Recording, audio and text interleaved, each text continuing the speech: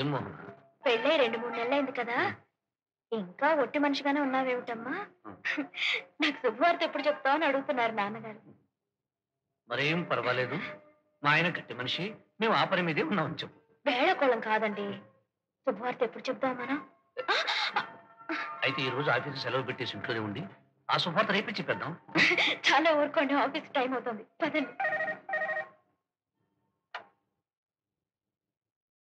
Hello, ఎవరు? అవును గురువా, నీ అనుమానం నిజమైంది. మన క్యాసెట్లు డూప్లికేట్ చేసి మార్కెట్లో రిలీజ్ చేస్తుంది బులిబసయ్యి. నేను ఆ టావరాన్ని కనిపెట్టా. ఓహో, అలాగా? అయితే ఇప్పుడే వాడి సంగతి తెలుస్తాను. లాభం లేదు పెద్దలంటే, ఆ సూర్యంగాడు అమ్మాయికి మొగుడు కాదు, మన దొంగ వ్యాపారాలకి యముని తీసుకొచ్చి పెట్టాడు. ఈ అల్లుడు గిల్లుడు ఎక్కువైపోయి మనల్ని షేక్ చేసి పారేస్తున్నాడయ్యా. ఈ అల్లుడు గిల్లుడు అప్పుడేం చూశావు? గిల్లిన చోట గిల్లకుండా ఒళ్ళంతా చిల్లులు పడేటట్టు జల్లెడ చేయాలిగా. అల్లుడు గారు అడుకోకుండా వచ్చారు. డూప్లికేట్ క్యాసెట్స్ తయారు చేసే ఇలాంటి కేట్ నాయాలని తేలిగ్గా వదలకూడదనిపించింది. భక్తి గీతాలను, భగవద్గీత శ్లోకాలను, త్యాగరాజ కీర్తనలో కూడా కల్తీ క్యాసెట్స్ తో కలిపేసినందుకు నీకు గుండు గీసి కొండెక్కించమని ఆ 7 కొండల వాడి శాసనం. గట్లనా? నువ్వు వీడకెళ్ళి బయటకు పోయినప్పుడు కదా, ముందు నీకు గుండు గీయించి నిన్ను టుకడలు చేసి ఆ తర్వాత 7 కొండల వాడి సంగతి చూస్తా.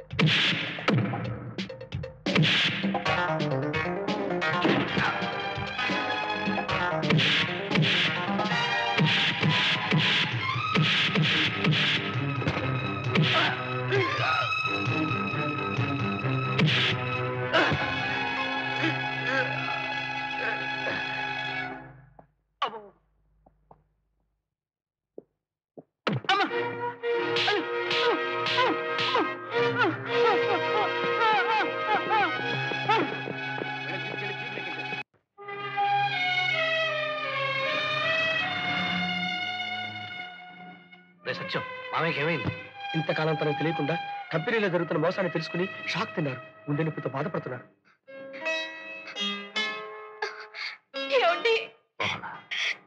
కంగారు పడకు. మామయ్యకి ఎలా ఉంది డాక్టర్? ఆయన్ని ఎలాగైనా ఒప్పించి అమెరికా పంపించి ఏర్పాటు చేయండి. వెంటనే బైపాస్ సర్జరీ చేయకపోతే ఆ తర్వాత వచ్చే ప్రమాదం నుండి ఎవరూ కాపాడలేరు. అలాగే డాక్టర్, కంగారు పడకు. రేపే నిన్ను మామయ్యను అమెరికా పంపి ఏర్పాటు చేస్తాను.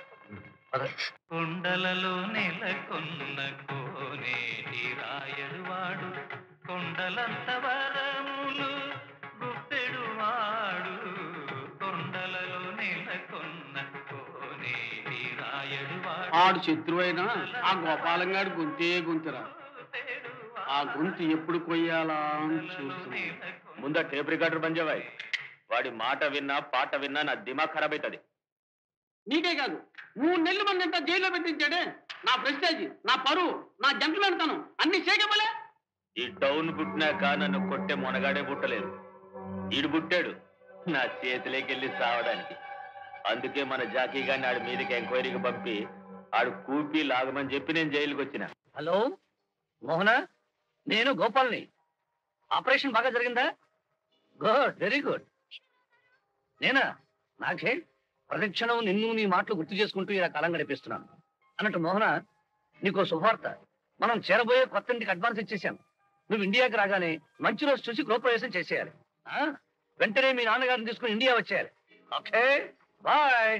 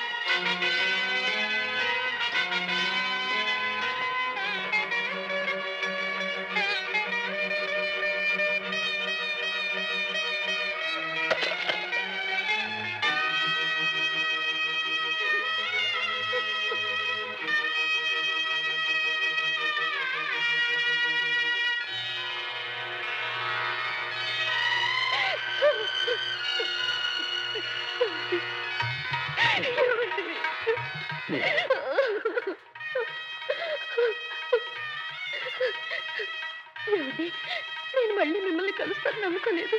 నీలా మిమ్మల్ని చేరుకుంటానని ఊహించలేదు. ఈ తాళి పట్టే మళ్ళీ మనల్ని కలిపింది. సౌభాగ్యవతిగా బ్రతికే అదృష్టాన్ని నాకు కల్పించింది.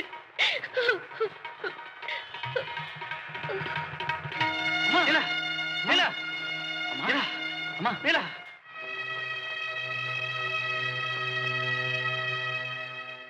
బాబు, నిజానికి ఇది ఆమెకు పునర్జన్మ. 6 నెలల క్రితం సూర్య నమస్కారం చేసుకుందామని గోదావరి ఒడ్డుకు వెళ్ళాను. చావుతో పోరాడుతున్న నీలాంబరి నీటిలో ఒడ్డుకు కొట్టుకొస్తూ కనిపించింది. కొన ప్రాణంతో ఉన్న ఆమెను మా ఇంటికి తీసుకువెళ్ళాను. అప్పుడప్పుడు ఉలిక్కిపడి లేచి కెవ్వున కేక వేస్తూ కుప్ప కూలిపోయేది. డాక్టర్ని తీసుకొచ్చి వైద్యం చేయించాను. 3 రోజులైనా ఆమెకి స్పృహ రానిలేదు. స్పృహ వచ్చాక కూడా తానెవరో ఏమిటో ఎందుకు నీటిలో కొట్టుకొచ్చిందో ఆ వివరాలు ఏమీ చెప్పలేకపోయింది. 3 నెలల తర్వాత రేడియోలో వస్తున్న నీ పాట విని మామూలు మనిషి అయింది. తన పేరు, ఊరు, నీతో జరిగిన తన పెళ్లి విషయం అన్నీ వివరంగా చెప్పింది. అంతేకాదు బాబు, లాంచీ ప్రమాదంలో తన తండ్రిని కూడా పోగొట్టుకున్నానని చెప్పింది. మిమ్మల్ని డాక్టర్ గారు పిలుస్తున్నారు.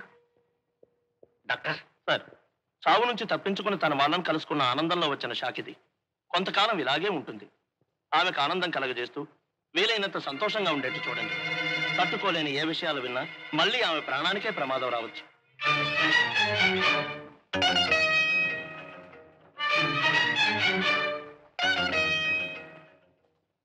ఎక్కడో దయించావురా భాస్కర. నా జీవితానికి తూర్పెట్టో పడవరేటో తెలియకుండా చేశావు.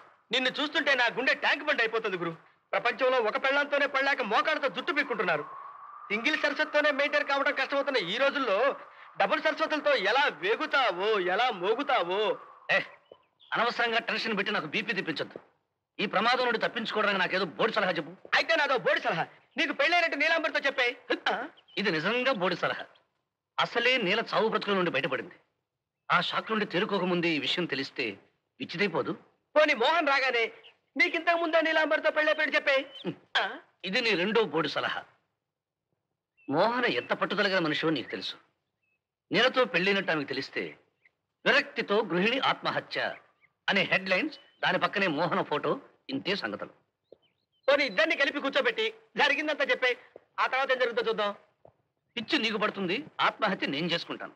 అయితే రాబోయే ప్రమాదాల నుంచి ఆ దేవుడే నిన్ను కాపాడాలి. భాస్కరా, ఇప్పుడే ఉదయించావు. నీలకి దైవభక్తి చాలా ఎక్కువ. ఆమెను ట్రాక్ లో పెట్టే సరికొత్త ఐడియా వచ్చింది.